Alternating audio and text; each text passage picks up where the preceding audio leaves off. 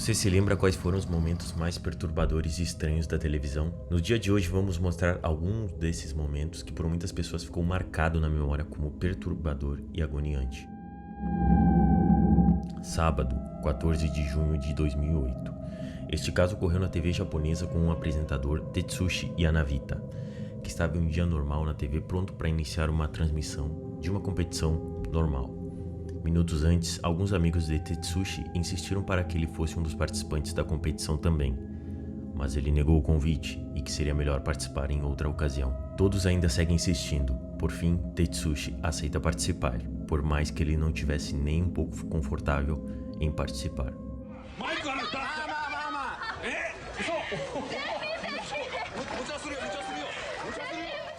Mas calme, precisamos um pouco mais de contexto para entender sobre essa história.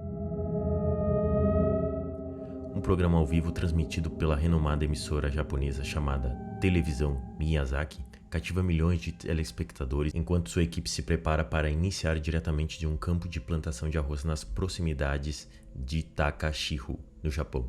E lá estava sua equipe, gravando alguns jogos simples que até o momento pareciam ser inofensivos. Um desses jogos tratava-se de um competidor ficar em pé em um quadrado de madeira com outros competidores sobre um rio infestado de lodo e extremamente escorregadio. A ideia era que com as costas, os competidores empurrassem um ao outro de forma que o último que ficasse em pé ganharia, e o perdedor seria humilhado após ficar todo coberto de lodo e sendo assistido por milhares de pessoas.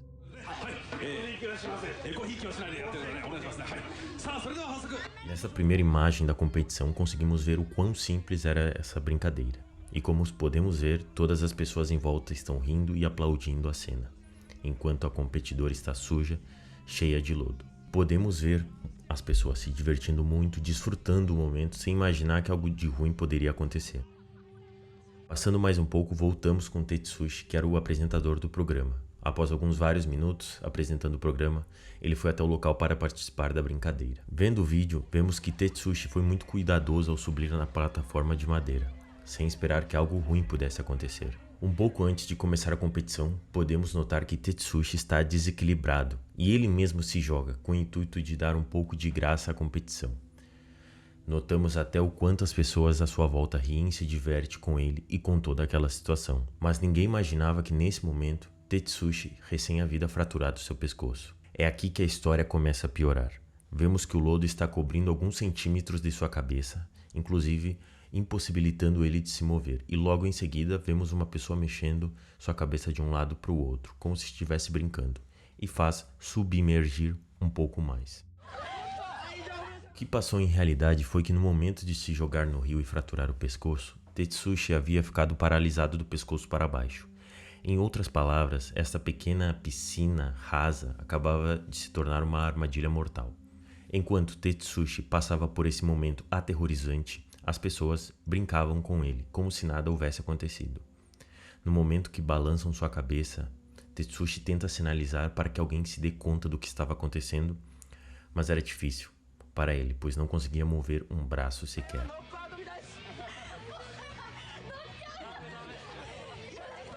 É uma cena difícil de ver. Todos imaginam que o apresentador está brincando ou fingindo uma situação, mas não era nada disso que eles estavam pensando. Ele estava lutando por sua vida por poucos centímetros de lodo. E alguns segundos depois, uma pessoa tira sua cabeça do lodo e ele consegue respirar. E logo depois deixam sua cabeça cair, deixando ele submerso mais uma vez no lodo agoniante. Como falei, é muito difícil de ver essa cena, mas finalmente Tetsushi gira a cabeça e conseguem tirar ele do lodo. Aí é quando cortam a transmissão e nesta outra cena o apresentador não aparece mais. Afortunadamente, Tetsushi sobreviveu. Não há muitos detalhes do que ocorreu depois.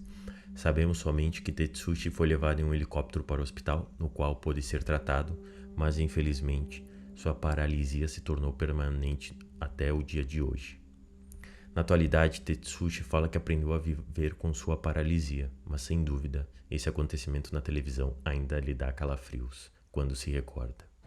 O Homem Misterioso da Máscara. Em novembro de 1997, um jornal da televisão, WGN, estava em uma transmissão ao vivo, quando de repente houve um corte no sinal. Depois disso, a tela fica preta por alguns segundos e depois volta à normalidade. exceto que no outro lado da TV não se encontra mais o jornal, senão uma tela azul com um homem misterioso.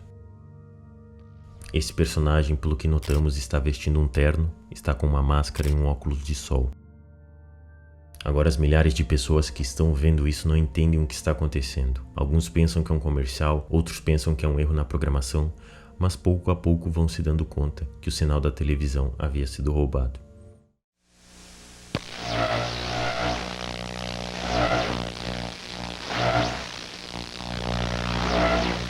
Do que ficou registrado na transmissão da televisão, podemos ver um homem se movendo de um lado para o outro, como se estivesse dançando ou algo do tipo, e ao mesmo tempo não escutamos nada, temos apenas um som de TV estática. Enquanto as pessoas estavam vendo essa cena bizarra, os engenheiros da emissora WGN estão preocupados. Fazem tudo o que podem para restaurar a transmissão, imaginam que algo ruim poderia ser mostrado a milhares de pessoas. Desesperados, não sabem o que fazer. Tentam cortar o sinal da TV para interromper o que está sendo transmitido por este homem estranho. E logo depois de quase 20 segundos, decidem trocar a frequência da transmissão para uma reserva. Isso faz com que tudo volte à normalidade.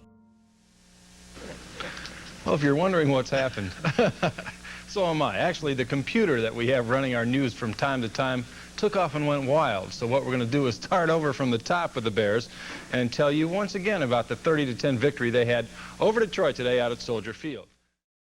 Logo após o sinal ter voltado, o apresentador comunica que não entendeu o que aconteceu, mas não dá importância para isso e simplesmente continua informando sobre o evento esportivo que estava acontecendo. Mas tanto eu quanto você e as milhares de pessoas que estavam vendo se perguntavam quem poderia ser aquele homem misterioso da máscara.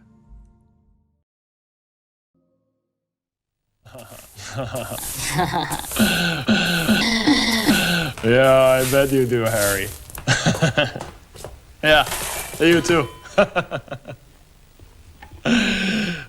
Just chatting away to Harry back there. As a matter of fact, you might be interested in this too. Most people... O que acabamos de ver foi parte de um programa conhecido como Show de Max Headroom. O que vemos na tela é algo muito semelhante ao clipe. Neste clipe vemos um homem vestido com um fundo meio estranho e falando algumas coisas de maneira estranha. Este homem que vemos se chama Max Headroom, um personagem fictício muito conhecido, que era anunciado como o primeiro apresentador de televisão feito por computador. Por isso ele tinha um aspecto raro quando se comunicava e quando se movimentava. Mas espere, isso é só um pouco do contexto sobre o personagem. Por momentos podemos definir que o primeiro homem do clipe estaria usando uma máscara de Max Headroom. Assim voltamos. You should hook up with the old ones of your tribe. That is the only way to learn. I'll get you a hot drink, miss. Oh, I don't even dry clothing. Because he's a freaking nerd. I think I'm better than Chuck Swirsky.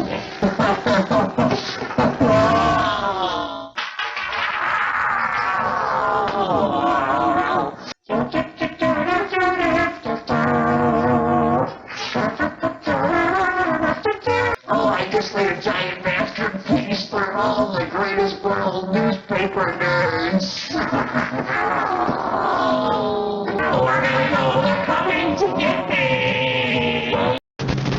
As far as I can tell, a massive electric shock he died in.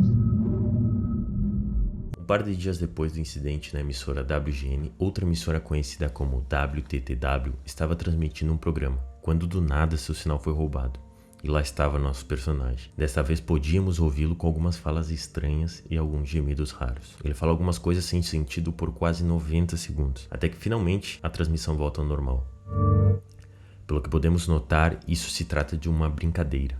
Mas que mensagem essa pessoa mascarada está tentando passar aos telespectadores? Nesse momento, muitos pensavam que aquilo não era nada, simplesmente uma maneira de zoar as emissoras. Entretanto, algumas pessoas começaram a assinalar um pequeno detalhe.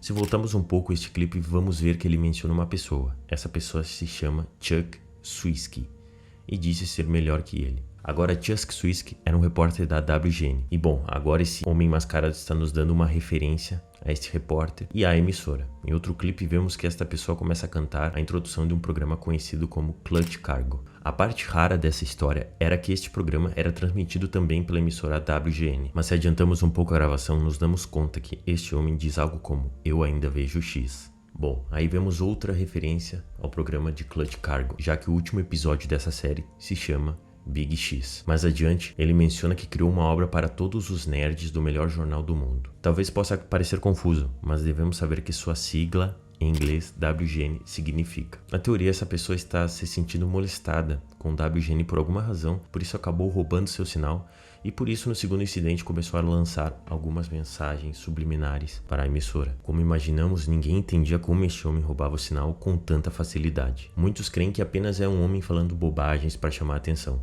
Entretanto, outras pessoas pensam que há algumas mensagens ocultas por detrás dessas aparições, ou que queria revelar algumas coisas sobre a emissora. Isso a gente nunca vai saber. Poucos dias depois, o FBI abriu uma investigação para saber o que estava ocorrendo e logo o FBI pensava que encontraria o responsável dias depois. Mas depois de 4 décadas, ainda não se sabe quem estava por detrás daquela máscara. Isso ficou conhecido como um dos mistérios mais conhecidos da história da televisão.